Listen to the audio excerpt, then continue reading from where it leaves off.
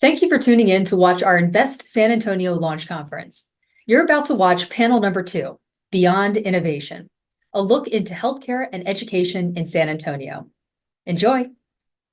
Thank you all for joining me today. And just for a second, brief introduction, what you do, and tell everybody what's going on. Yeah, good morning, everybody. So I'm Marty Landon. I'm the CEO of BioBridge Global. And I feel the need to set expectations. So I'm an accountant by training, and when I walked in here and I saw great words come from great minds, I was like, holy crap. So I worked I was the CFO at KCI for a while, and I had investor relations under me. So just to set expectations, in my case, let's change that to some words from passionate minds. And if we can set that, then I'll be all right. But BioBridge Global, for those of you who don't know, is a nonprofit healthcare services organization. And we have a broad and diverse set of capabilities. So we have 3 operating entities, the first of which you're probably most familiar with is South Texas Blood and Tissue. That's the regional blood bank and blood and tissue services. We also have an organization called Qualtex Laboratories, which is an analytical development and testing organization. That's our largest operating unit. And then finally, we have a bioproduction or biomanufacturing unit called GenCure, which actually we established down at Velocity, Texas, here on the east side of downtown. Together, we're roughly 700 people who are dedicated to a common mission, which is to save and enhance lives through the healing power of human cells and tissue. And that's where we spend our days. Awesome. Dr. Garza? Yeah, so good morning, buenos dias. Good to be here. My name is Rodgers Garza. I'm fortunate to serve as the president of Palo Alto College. Before I begin, I just want to recognize not only my team, but also our student ambassador, Angelica, who's joining us as well. So it's always great to have students to hear what's going on here in San Antonio. And so I also saw great minds here up earlier, but I also saw potential sponsors and donors and partners up here. So the Palo Alto College table's right over here, so we can talk afterwards.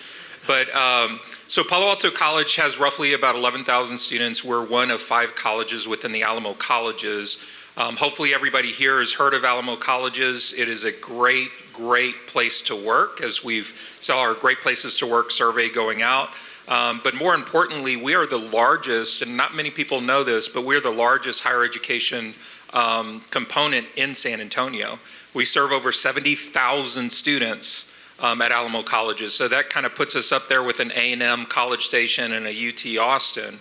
And we have very, very diverse fields. One of the things that was talked about was workforce, and that's really a big area for us, not only in Alamo Colleges, but at our institution at Palo Alto. We've been looking at some things like welding. So we just started a welding program in the fall. Within 2 months, we're at 100% capacity. We're already looking at building a second facility to expand on that. We started a dental hygiene program, and just to give you an example, we had 1,500 individuals interested in our dental hygiene program. It starts out roughly about $100,000 to $110,000 as starting salary, so it's a pretty good opportunity. Of those 1,500, 800 were qualified. Out of the 800, we took 30. It's pretty competitive. And just think about the last time you went to go set up a dental hygiene program. It's like 3 months out.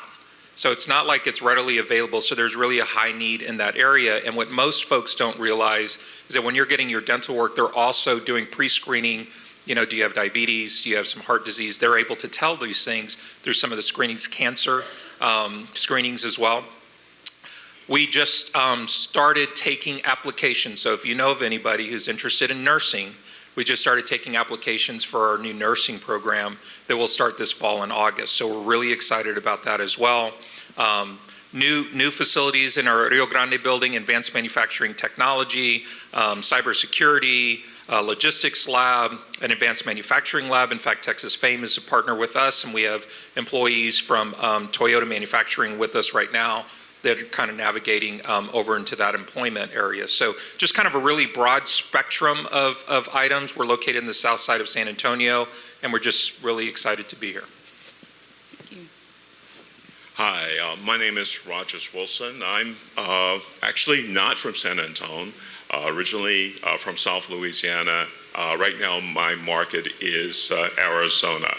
I'm the National Medical Director for Behavioral Health for Evernorth. And just to explain it a little bit, Evernorth is a health service company, which is one of the Cigna Group companies.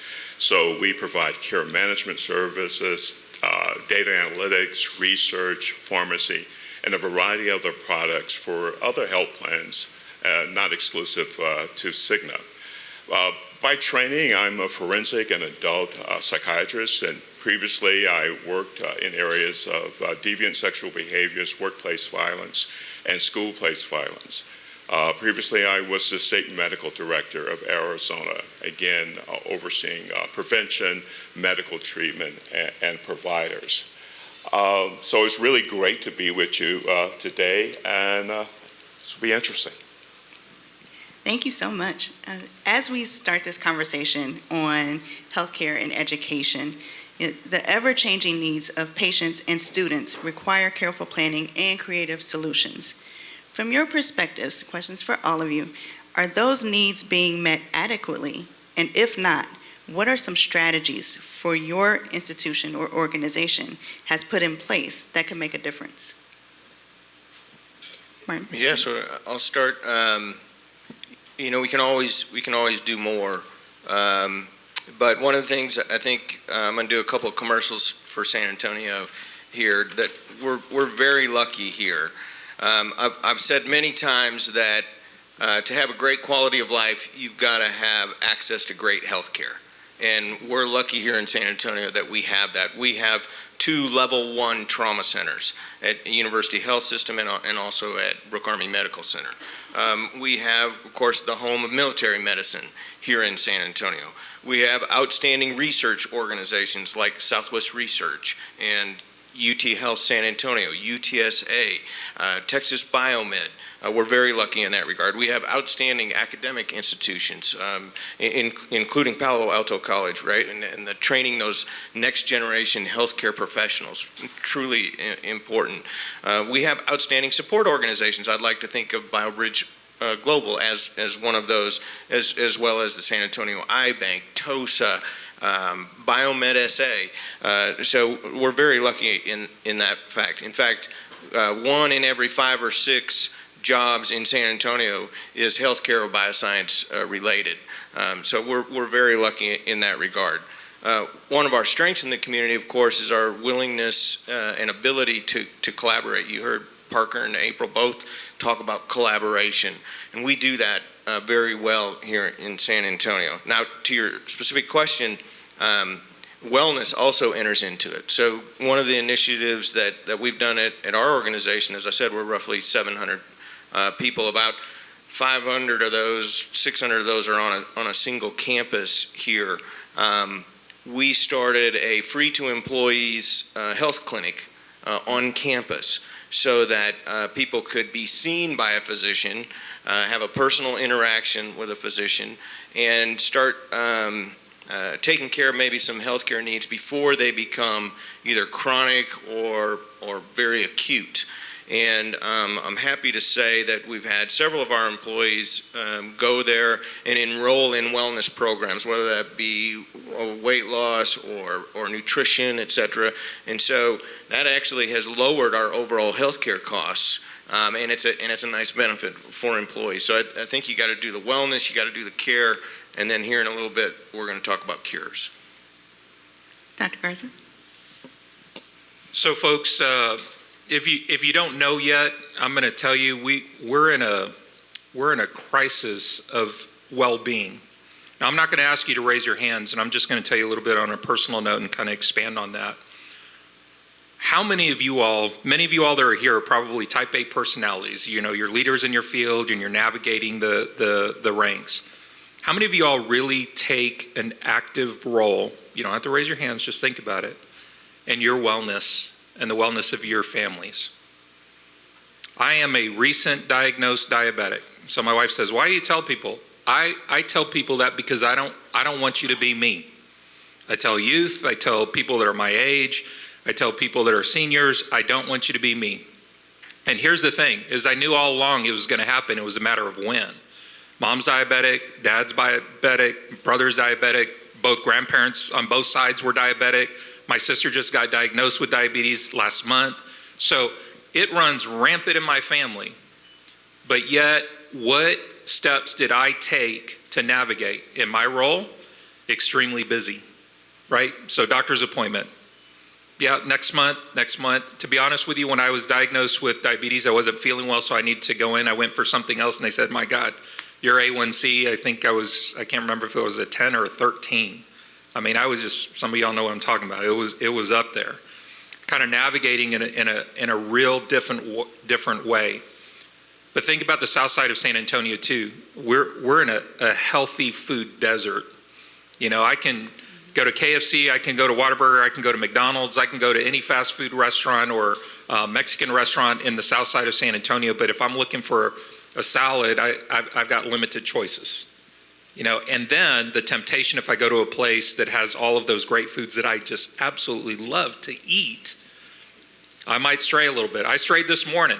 I had a muffin and I had the fruit. Fruit's good, but the muffin wasn't good. And I wouldn't be surprised if my glucose alarm goes off while I'm on stage because it just jumps straight up to the top. We need to be having serious conversations with ourselves because, again, when I was diagnosed, I'd been to the doctor 2 times in 10 years.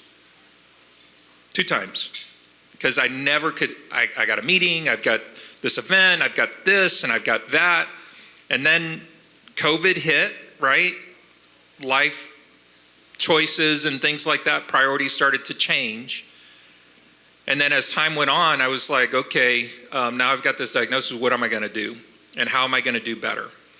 But in my community, we're dealing with obesity and diabetes like nobody's business. We talked to Dr. Elisa Ochoa, who works in vascular surgery in the south side of San Antonio. My daughter did an internship with her, and she came home and she goes, Dad, we were talking about amputations because people were diabetic and people breaking down in the office because they were going to lose their leg or a limb. These are really serious conversations that you should be having now before it's too late. And so first and foremost, take care of yourselves and take care of your family, and that will help us navigate, have the conversations to navigate. Some of the things that we're doing at Palo Alto College is we partnered with University, UT Health. So we have Health 360 at Palo Alto College. If you come to Palo Alto College and you don't have insurance, we do a sliding scale. It's $5, and if you don't have insurance, it's free for every student. We have a nurse practitioner, can do prescriptions, can do all the tests. I go over there and get my sugar tests every now and then to kind of navigate those conversations. So it's free. Our new dental hygiene program, if you're a senior citizen, it's free, right? So if you come into our facility and you need some dental hygiene and you're a senior citizen, we're gonna do it at no cost. And we kind of navigate that way. I will tell you the other piece that we're doing is we just broke ground last week on the multi-generational natatorium and gymnasium.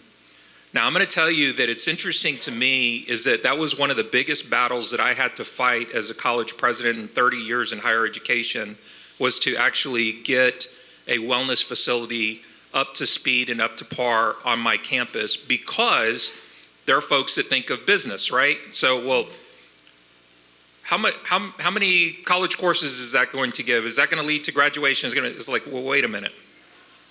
We need to be focusing in our community. People drown on the south side. In fact, when we had our natatorium built, it was particularly because people in the south side were drowning because they didn't know how to swim. How many backyard pools do they have in the south side of San Antonio? How many kids are learning to swim? You know, one of my colleagues sitting at the table was talking about she can't find swim lessons for her child, you know, because they're just simply not available. But yet I'm having to beg, borrow, and plead to get people to help support us so that we can put swimming pools in the South San Antonio so people can learn to swim. That just amazes me, and it's surprising me, and it shocks me. And it's completely unfortunate. We have the greatest city in the world, but we also have some areas and opportunities for improvement when it talks to the welfare and health of our children, in our communities, and it needs to start at the earliest age and moving up. So I will leave you with a challenge, and that challenge is one is do better for yourself and your family and your children, because if you have children, you can't help them if you're not here, right? And so that was the hard lesson that I'm learning. And then the second thing is do what you can for your community to kind of navigate those healthy behaviors to go in. And I wasn't always, I'm a former ultra marathoner. I've been an athlete my whole life, but I let myself get away from that because I consumed myself with work.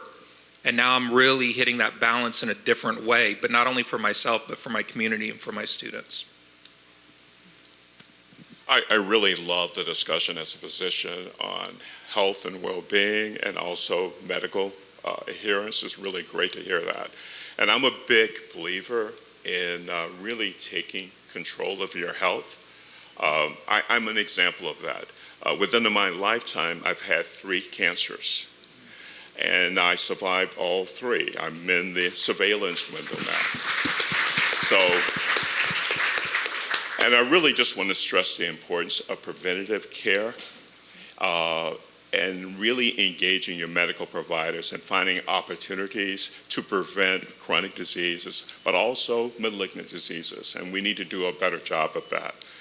I think going back to your question, I'm going to borrow something I heard again from the financial panel about collaboration. So how does healthcare collaborate with educational organizations? And there's a lot of opportunity there. At Evernorth, we have really collaborated with academic institutions related to loneliness, related to anxiety.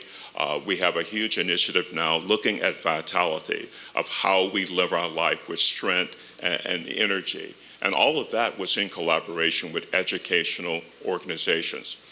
I think we as medical providers also have to show up for school systems. We have to show up for junior high, for high schools, and really participate. I used to teach abnormal psychology within high school. I have people that I work with now, they run science clubs within high schools. They do outreach to junior high students. We really have to be able to demonstrate that healthcare is an opportunity for you to participate in as a future student, and I think we really have to support education. Education has supported the medical profession forever, looking at STEM courses, looking at enrichment programs. I grew up in the Deep South, in a small rural town. We barely had a biology program within high school, but it was the universities that outreach and provided summer enrichment programs to really make me competitive from a science standpoint. So this collaboration between medicine, healthcare, and academic institutions is already there, but we need to continue to build on that and to collaborate, and I think that's the key word here. Absolutely. And I wanted to get into some more specific questions for each of you, and I'll stay on that side with you, Dr. Wilson. While behavioral health conditions have started to garner more attention, building personalized care journeys best suited to treat patients' conditions require a great deal of understanding and collaboration across stakeholders. What's missing in the healthcare system that should be applied to deliver adequate treatment for a growing number of patients? I think one thing we're going to have to look at is physician and provider burden. We want the physician to be in the exam room with the patient and not with paperwork. So how do we look at that from a smart perspective? And I know there was a discussion earlier about artificial intelligence. There's an opportunity to get artificial intelligence to do some of the paperwork for healthcare providers. I think we also have to be aware of some of the risks of artificial intelligence, but also if we put ethical structures around how data is inputted into systems, I think we can manage that. But again, we have to be aware of it. And you're right, there's been a significant increase in anxiety and depression during the pandemic. If you look at the age bands, 11 through 17, 18 to 24, a significant increase in anxiety and depression. We also have to think about rural communities outside of San Antonio who really struggle with health care. How do we look at digital and virtual healthcare to really fill that bandwidth? How do we think about social determinants of health, which you brought up, about food deserts? How do we continue to focus on that? That's one positive outcome of the pandemic, if we can think of any, has been our increased focus on social determinants of health. We also had to start thinking about specialty care in behavioral health in my area for first responders, for people with cancer diagnosis. I'm in the middle of building a cancer behavioral oncology network. So think about a behavioral health specialist trained to work with cancer patients and the caregivers. I'm doing the same thing for dementia care. There's an opportunity in healthcare to really meet people where they are, but provide more specific and more precise care. But a lot of opportunities around collaboration. I'll stop. Dr. Garza, Palo Alto College is bringing the first public nursing program to the south side of San Antonio, with the first cohort set to begin this fall. Is this the start of a larger transformation in the area, and if so, how can it serve as an example in addressing healthcare deserts around the country? So the nursing program was definitely an opportunity that we had and had the discussion about 5 years ago. So it's taken 5 years for us to get just to this point. I'm going to kind of go back a little bit, and I'm going to go a little off topic because I want to talk a little bit about that food desert piece a little bit, just a little bit more, particularly because of the advocacy that we do at our institution. About 10 years ago, we had our new student orientation. So if you've been to school and you've gone to a new student orientation, the students are coming in, kind of navigating. And this was, maybe it was longer than 10 years because it's like right when Twitter, now it's X, right? Right when Twitter was kind of coming out. And so we thought we would be cool and put up a big Twitter screen in our performing arts and let students tweet about, what was going on this morning. Within 5 minutes, it turned to food. 5 minutes, is there breakfast? I'm hungry. Of course, we had lunch thinking, well, it's 9 o'clock in the morning. Surely everybody's had breakfast. No, they hadn't. We had an epiphany, and it dawned on me, as well as others, is that the students that come to our college are coming from Title I schools, free and reduced lunch. How in the world did we ever think as a college or university across the country that students had solved their food insecurity in 2 months from the summer, from when they graduated from high school? And then all of a sudden they figured it out when they've been having free and reduced lunch their entire life. So we had to go to Sam's, kind of had this epiphany, kind of waking up. I say that because, going to the question, we have to find ways to be intentional within our community. And so we started the nursing program. One of the first things we did is committed to the 7 schools of the South that each one of the ISDs in the South would get 1 spot into our nursing program. We're taking 30, 7 of them are going to kids from the Southside community so that they have an opportunity to stay in their community. We're keeping talent in the community, and they can help change our community. Because we know when we open it up, just like dental hygiene, as I gave you that example, 1,500 people interested.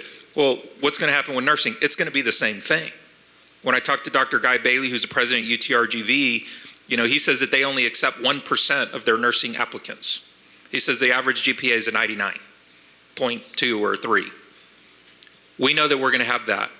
We're going to have students that are going to come from Bernie, from Schertz-Cibolo, they're going to come from Kingsville, they're going to come from Corpus because they're looking for a spot.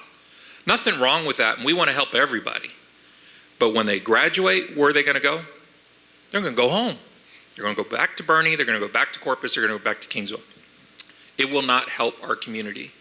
We are in a healthcare desert. So Texas Vista, and I'll ask for show of hands. Anybody remember Texas Vista in Southside San Antonio? A few of you? Well, it closed. It shut down. And I was on the advisory board and talking to John, and John's like, we have almost double or triple the number of uninsured community members than any other hospital in San Antonio. So they don't get paid. How do they manage? It's almost impossible. to manage or to overcome. So they found themselves closing. And then what did our community go? Where do we go? What do we do? I was born there, my mom was born there, my grandparents were born there. Like, where do we go? And now it's kind of a look. So University Health is coming right down the road from Palo Alto. In fact, they'll be right across the street from Palo Alto on Zarzamora Road. They're going to be right across from us. It is going to be a step in the right direction, but it's going to take them several years before they even open the doors. And so there's going to be this gap, and there's been this gap for quite some time. And that's why I say that we have a really, really big mountain to climb. We're going to climb it, but we've got a very big mountain to climb because there's no immediate hospital within my community. There is no access or high uninsured community members that don't have access to health care. And so if we can start that well-being ourselves and do that preventative care that we're talking about, that would help us. I think that institutions have to look at trying to solve problems. A problem that we have, and we talked about COVID, and I don't know about you, but I was watching the news and I saw nurses being interviewed saying, I'm leaving the profession. We saw boycotts. Never in the world would I ever think that I would see nurses and doctors walk out of a hospital for patient care or the best patient care because they weren't being taken care of. We heard about doctors dying from COVID. We heard about nurses dying from COVID. You read in the paper, over 1 million nurses are needed today. 1 million. Over 250,000 in the state of Texas. And we're going to just bring in 30. It's a small piece for a very large problem. And when we went to the Board of Nursing, I tell them, I said, I just had just another thing. I just had umbilical hernia surgery just about a month ago. So when I had the surgery and I went to the Board of Nursing, I said, look, I'm getting ready to go into surgery. First person I see when I go in, it's a nurse. It's not the doctor, it's the nurse. First person I see when I wake up, it's not the doctor, it's the nurse. So on a personal note, we have to kind of find those ways to celebrate and to engage and to help our nurses, but also encourage those that really want to help people get into that profession, have that opportunity, work within the community, and again, giving those opportunities for people within your community and kind of thinking a little bit forward versus on the immediate end. And I think that if we do that, we'll be in a better place.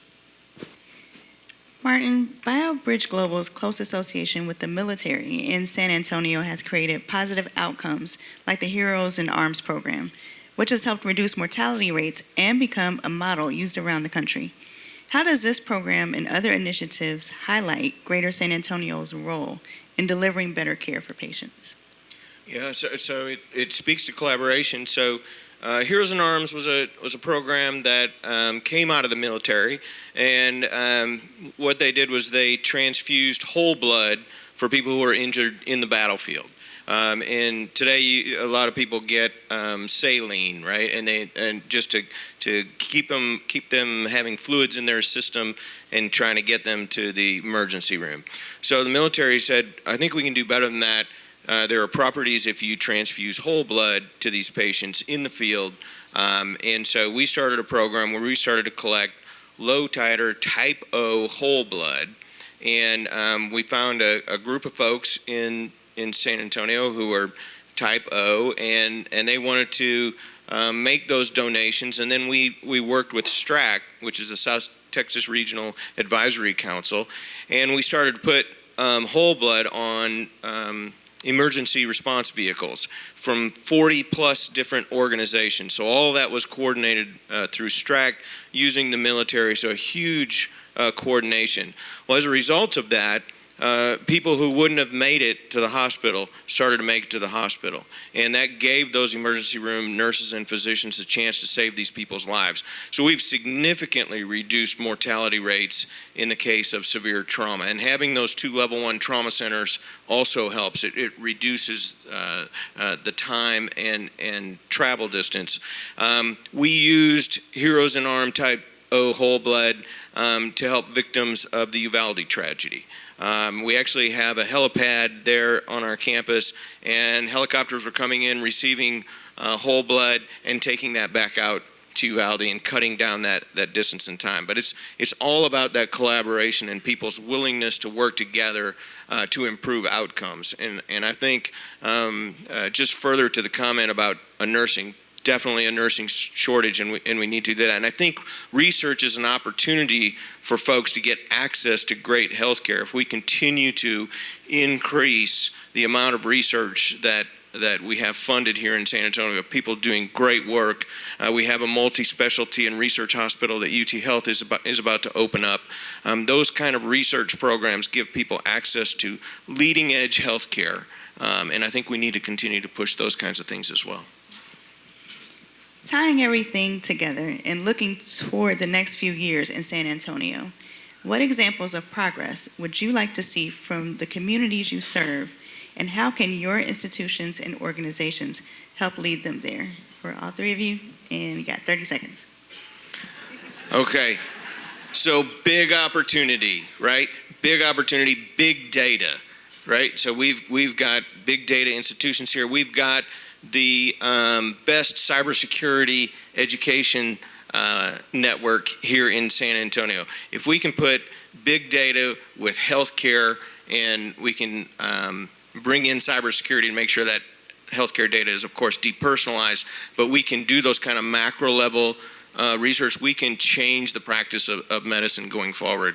And I think we're uniquely positioned to do that here in San Antonio, and I'd really like to see that go forward. The Advanced Research Projects Agency for Healthcare, ARPA-H, established an experiential hub here in the state of Texas because of our diverse population. And I think we have the opportunity to get grant funding to do that kind of big macro kind of research to move healthcare into a whole new stratosphere going forward. I think it's a big opportunity for San Antonio. So just come talk to me right over here, sponsorship table at Palo Alto College. We can have a conversation. But ultimately, we have a $3 million gap for our multi-generational natatorium center. So if on a serious note, if you really care about our senior citizens that actually utilize the pool, learn to swim, and you want to be a part of that, please come and visit us. But ultimately, it's going to be conversations and connecting. There's a lot of people in this room that I don't know. There's a lot of people in this room that I do know. And if I don't get to connect with you, then that's a problem too. Because the only way that we're really going to go far is if we go together. I just want to, I know we're short on time, but I really just want to acknowledge the role of data and looking at health disparities. And I'll give you a quick example. In one of my markets, I was looking at maternal outcomes. And this has been a real issue nationally, that certain communities are more affected by maternal outcomes and fetal mortality. But we looked at medical deserts, food deserts, and really broke it down to give providers knowledge about where there were deficits in their care network, be it inadequate access to food, problems with long hospitalizations or more complications in certain groups. So I do think using big data around social determinants of health and finding where there's opportunity to improve health outcomes, we can use data for that. So I'll shut up. Well, thank you so much. And let's stand up.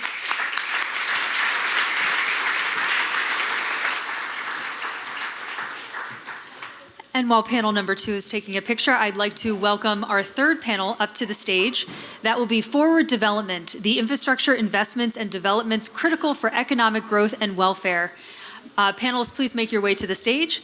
Moderating is Rob Killen, the partner at Killen, Griffin, and Fairmont.